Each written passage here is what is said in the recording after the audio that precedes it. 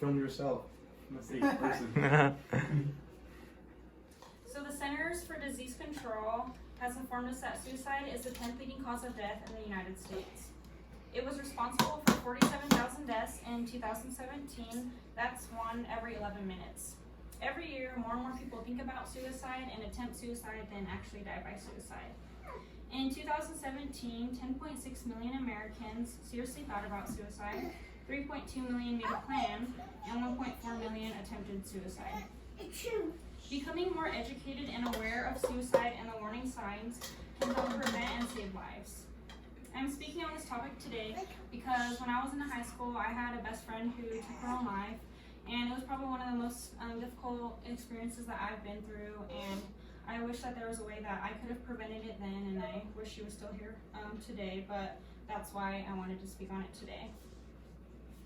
Many of us know someone, whether it be family, friends, or acquaintances who have committed suicide in the past, and it is very possible that we come in contact with someone who will commit suicide in the future. Becoming aware can help prevent future suicide attempts and get people the help they need before it's too late. Today I will go over risk factors for suicide, behaviors and signs that someone may be thinking about it, the suicide hotline number and the website and the services that they provide, and how else we can help prevent it in the future. The first thing to know is that suicide is preventable like most public health problems. The National Center for Injury Prevention and Control informs us that public health focuses on preventing violence towards oneself before it occurs. This requires tackling issues that put people at risk. The CDC also informs us that suicide is not caused by one factor and therefore it cannot be prevented by one single factor alone.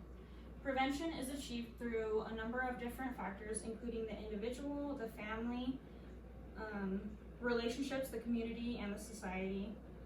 Promoting connectedness, protective environments, teaching coping and problem-solving skills, and identifying and supporting those who are at risk can help us to prevent it in the future. So who is at risk for suicide? The National Institute of Mental Health outlines risk factors shared among those who have committed suicide in the past.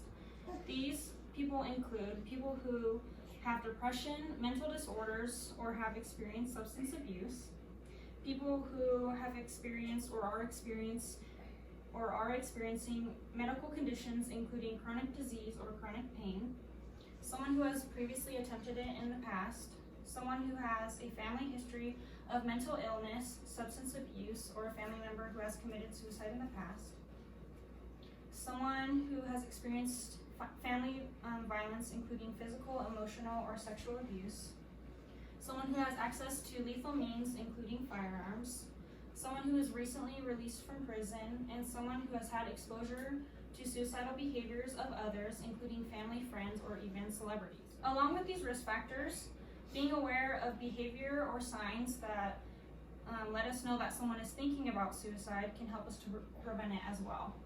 The National Institute of Mental Health also lists a number of behaviors or signs that someone may be thinking about suicide.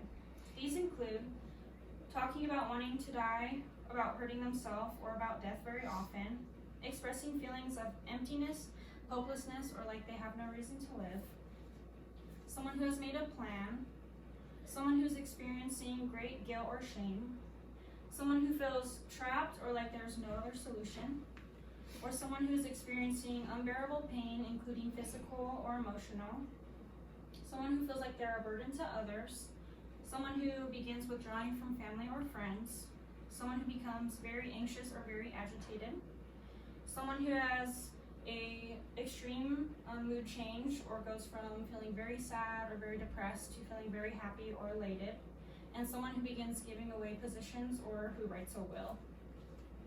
So how can we help these people who we know are at risk for suicide? The first thing we can do is provide them with the suicide hotline number. The National Suicide Prevention Lifeline number is 1-800-273-8255. We can save it in our phone if there's ever a situation where we can offer to someone who is in need. They give 24/7 confidential emotional support for suicidal crisis or emotional distress. There's also a chat provided online where they can chat confidentially with a health professional about their emotional distress. and that's at suicidepreventionlifeline.org.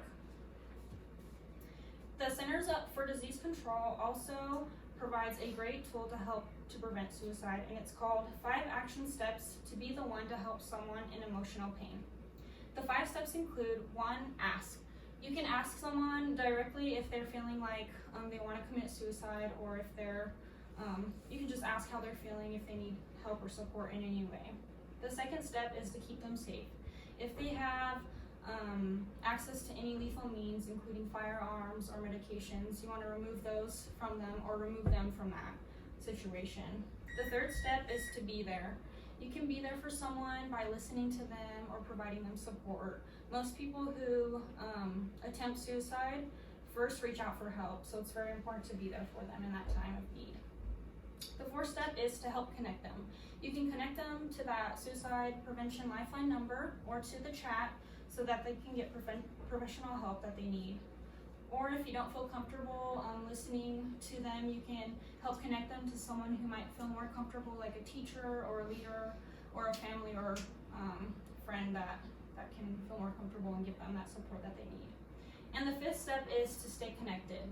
You can follow up with them frequently, see how they're doing, and see if the help that they're receiving is sufficient for their needs. So now that we've gone over the risk factors for suicide, the behaviors and signs that someone might be thinking about it, the suicide hotline number in the chat, and what else to do in order to help them during this crisis, we are able to be better aware and know of these signs and help prevent them from taking this act. We can also help ourselves if this is something that we start thinking about in the future. I'd like to end by sharing a quote by Thomas S. Monson, who once said, "There are lives to brighten, there are hearts to touch, there are souls to save."